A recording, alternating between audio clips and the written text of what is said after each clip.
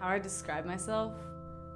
A lot of things are always happening in my head, so I definitely say I'm friendly. I love talking to people, and that's kind of the vibe I like to give off at first because I like being honest and open about anything that's going on in my head, while still saying it kindly. And I hope that that draws in people to feel like they can talk to me because I love talking to people, and I feel like if they feel like they can talk to me about something they're going through and that's hurting them, we can figure it out. I love helping people that way. I may not be the best at giving advice, but I'll always be there for someone to talk to. I'm pretty passionate about a lot of things. If I'm really into something or I really love something, you'll know it and you'll see it. It might be like plastered all over my walls and posters, like my Middle Earth map, or it might be a song I listen to over and over or something that when you get me talking about it, I just won't shut up about. So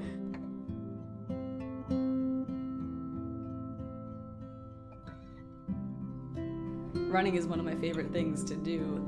It kind of takes you to a place where you feel a little more invincible. I always listen to music when I run, so when I'm running and I've got this gorgeous soundtrack to my own life and I can just go for miles and I feel like I am on top of the world and I am strong and can do anything. And maybe that's why I love it so much. Maybe that's why I can run like 6 miles and not even realize I just ran 6 miles. But I think long distance running has always been where I felt like myself and where I felt the best about myself. It's definitely an outlet for me too. I did a lot in the beginning of my freshman year of college. I was in a really rough patch. So I just found myself running for a lot every day because it was just a way for me to feel a little better, a little more in control of my life, and a little that I could just step away from all the things going on in my head.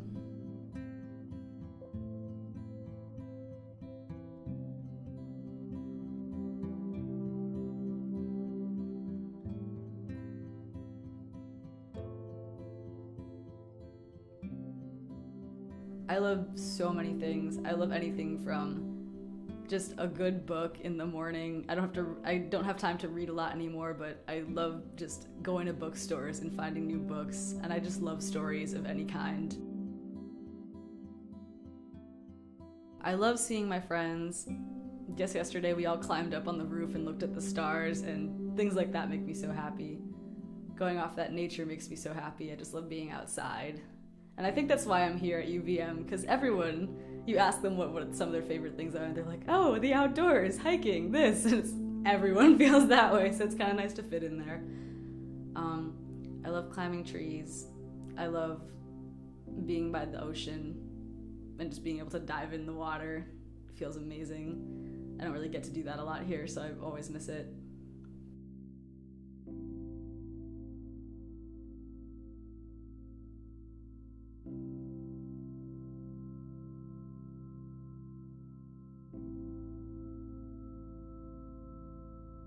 I think I've always loved writing. I don't really know where it came from. I think my mom likes to say it's because of her and her writing poetry, which maybe it is, but I think it's always been something I innately liked doing because I think I've always been good at words, and especially writing them, maybe more than speaking them, but I always found out that I can say exactly what's on my mind when I write it. And maybe it was in a way a coping mechanism, because when I was a kid, I would come up with so many stories. I've got at least 7 notebooks filled with these started stories, and I would illustrate them, and I would get so into my characters.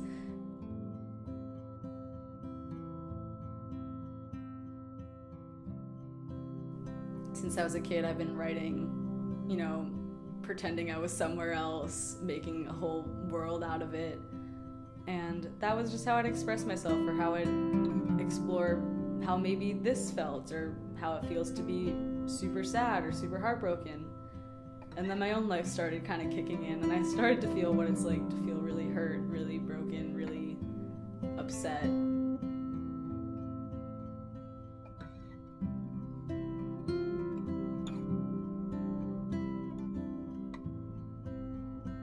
I started playing violin in, I think it was 4th grade. So yeah, we were both 9 years old, and we had this teacher, her name was Miss Chang, and it was required that we all had to play violin or some string instrument, and then some people would continue and some people didn't, and I thought it was the best thing ever, so I just kept playing. And then I just got really good at it, and we went to chamber groups, and then I did an orchestra at Tufts for a while, and that was one of the best experiences ever, was playing these full like symphony orchestras in a Philharmonic orchestra, and I absolutely loved it. And that's kind of what I want to do, at least on some level, for the rest of my life, is play violin, especially in a huge orchestra.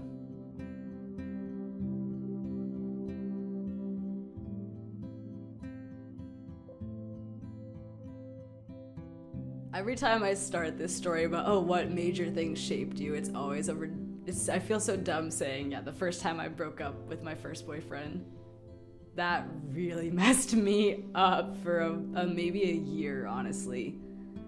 Because I'd been very happy, and then I was thinking, it was the day before I left for college, and it was a mutual decision that we couldn't really do long distance. So I said goodbye, crying on my front porch a lot, and he was crying too, and then I went up here, and I felt pretty miserable. I think it was watching someone change from a distance, like, really was jarring, because it changes your perception of how you saw someone when you knew them, and then you came back and you were a different person, but you didn't think they were. You thought they stayed the same. And then realizing that that's not the case. And that was a lot for me to deal with, because I had little expectations in my head of, this would be okay. Something good would come out of it. And it just didn't happen. And I think that transitions are always going to be the hardest things in my life.